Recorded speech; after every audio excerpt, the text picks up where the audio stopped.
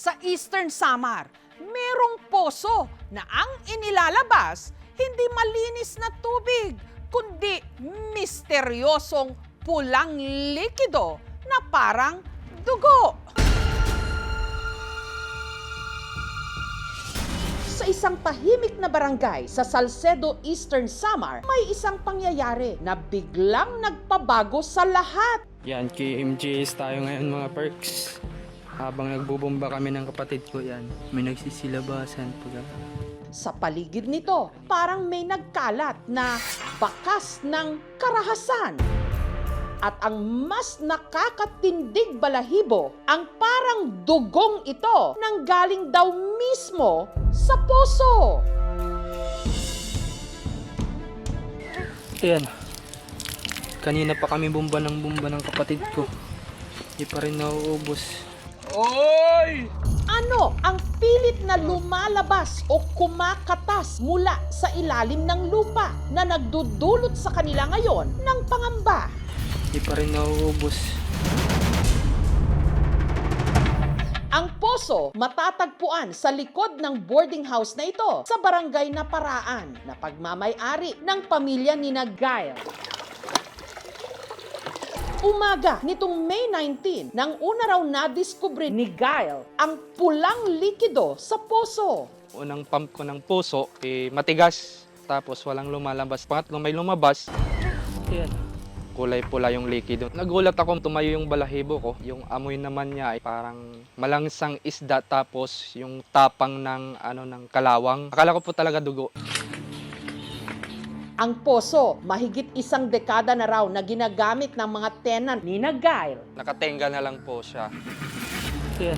Pero mula raw nung kumalat ang balita na ang lumalabas dito, hindi tubig, kundi parang dugo. Wala na raw naglalakas loob na magbomba rito. Hindi na po namin ginamit kasi nakakatakot na rin po. Umiigib kami, doon kami sa Sapa. Yun nga lang, babiyahe kami papunta doon. Noon pa man, may mga kakatuwang karanasan na raw si Gail sa paligid ng poso. Bali dito po siya dati. Inilipat lang siya, sobrang lalim. Madalas po kami nag-iigib hating gabi at saka sa madaling araw.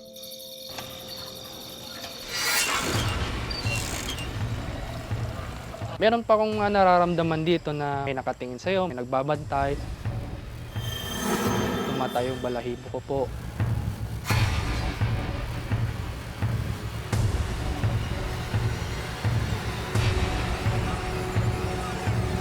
Parang nasa likod mo lang, parang hindi nadaan-daanan.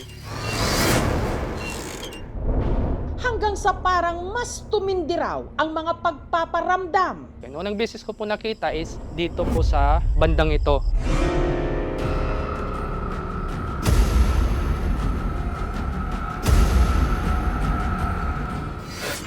Babae po, pale skin, puti yung damit.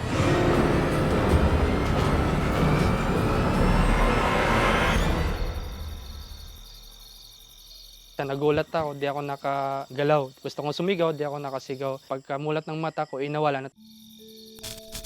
Nagkaroon po dito ng power shortage. So kinuha ko yung flashlight para ilawan ko yung bahay namin.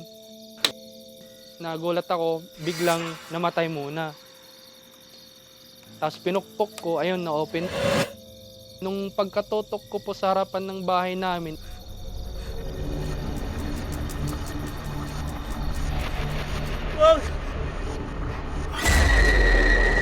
andun na yun, nasa itaas na, lumulutang. Maging ang kanya raw mga tenant, may mga hindi rin maipaliwanag na karanasan. Yung iba, nagsisilpatan na ng uupahan. Isa sa mga napaal sa balutan, ang dati nilang boarder na si Ambert. Matulog ako, nakarinig ako ng mga footstep.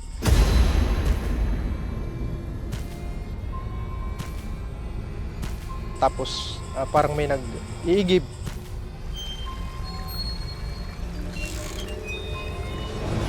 Sinubukan kong lumabas. Tapos tinitingnan ko sa labas, wala namang tao. Pakiramdam daw ni Ambert ang di umano nagpaparamdam na kaluluwa sa poso. Sinusundan din daw siya. Ang pruweba, ang litratong ito, nakuha sa eskwelahan ni na Ambert. Ilang metro lang ang layo mula sa poso. Yung isang classmate ko, napansin niya na may babae dun sa likod. Sa litrato, makikita ang isa sa mga kaklase ni Ambert. Sa likod nito, kapansin-pansin ang isang parang imahe ng babae na may mahabang buhok. Nagulat din kami kasi kami lang naman nandun. May pagkahawig sila nung dito sa may boarding house. Ganon kasi ang ano niya, kalahati lang yung mukha na nakikita. At nang nakita ni Gail ang litrato, nagkakutob siya kung sino ito. Walang iba kundi ang di umano dati nilang boarder. Nagdadalang tao po siya, nag-suicide. Baka di po siguro natatahimik. Hinanap ng aming team ang pamilya ng dating boarder hanggang sa nakarating sila sa kabilang barangay. Makikilala nga ba niya ang nakunang imahe ng babae sa litrato? Naiiyak ako pag naaalala ko siya.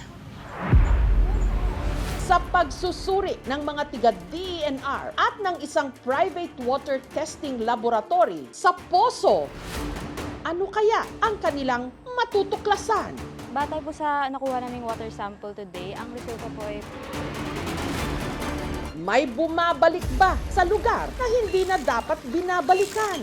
At kung hindi ito aksidente, ano ang pilit na ipinaparamdam? Cease to believe. Bubulwak ang mga kasagutan sa aming pagbabalik. Ang lumalabas sa posong ito sa Eastern Samar, hindi malinaw na tubig, kundi parang dugo. Ayan. Kanina pa kami bumba ng kapatid ko. Di pa rin nauubos. Ang inilabas na parang kulay dugo ng poso. Para kay Gail at sa kanyang mga tenant, maaaring may kaugnayan di umano sa kaluluwang matagal na raw nagpaparamdam sa boarding house. Nagdadalang tao po siya, nag-suicide. Baka di po siguro natatahimik. Dito sa barangay Kagaot, nakilala ng aming team si Teresita, ina ni Clara. Hindi niya tunay na pangalan na siyang dating boarder ni Gail, si Clara. Nag-aaral pa raw noon ng kolehiyo nang nangupahan sa boarding house. Hindi ko po alam na kung totoo yun, nabuntis. Nagbigti doon sa boarding house po niya. Iiyak ako pag naaalala ko siya. Pangarap kong makatapos yun ng pag-aaral. Kaya nagsisikap kaming mga magulang. Kaya lang, wala akong magagawa. Ipinakita rin namin ang litrato na kuha ni na Ambert. Hawig ba nung anak ninyo, Nay? Opo. Hawig po ni Opo. But based on my observation, there's a big chance that this photo is edited or manipulated. Kaya siguro madali siyang nag-blend because of the pixelation. Gagawin lang yun, parang imposible. Hindi naman to intention para manakot o takutin kayo. Ang ano lang dito is ikwento yung mga karanasan na nangyari naman talaga sa totoong buhay. Ang mga tao naniniwala sa paramdam dahil sila mismo ay hindi nila maipaliwanag bakit ba nangyari ang mga bagay na ito. At dahil sa mga bagay na ito, sila ay naligalig, sila ay nalilito. At ang kasagutan ay makikita doon sa paranormal. Pero ang mahalagang tanong ngayon, ano ba talaga ang pulang likidong lumabas sa poso? Nitong Huwebes, sinuri ng mga kawani ng Environmental Management Bureau ng DENR ang tubig mula sa poso. Kikita nyo po is wala nang kulay pula na likido pero yung bula andyan pa din po. Nagsagawa sila ng heavy chemical test at pH level test para malaman ang kalidad ng tubig. Ang pH na nakuha is 7.48 which is considered as nasa range na neutral. Water talaga siya.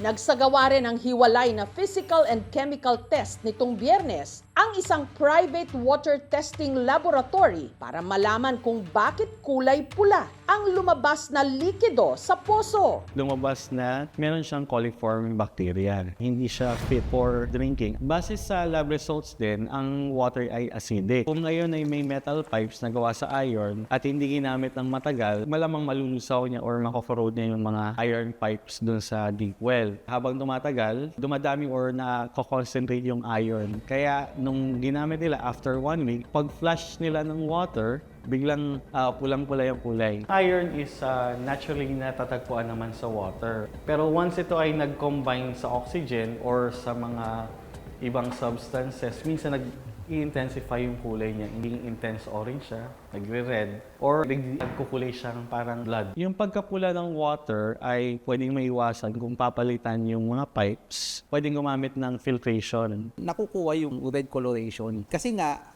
sa Salcedo, sa barangay na Apraan, sa taas niya, malawak ang red soil profile o laterite. Kung makikita natin sa taas na lugar niya, malaki ang coverage ng laterite o red soil profile. Baka may magsabi, baka naman may nilagay lang silang something na liquid dyan sa may poso. Parang imposible po kasi kung nilagyan ng likido, ilalabas po yan kagad kasi hindi po papasok yung tubig. Masaya po ako, may resulta na po na hindi po siya dugo. Yan, KMJs tayo ngayon mga perks.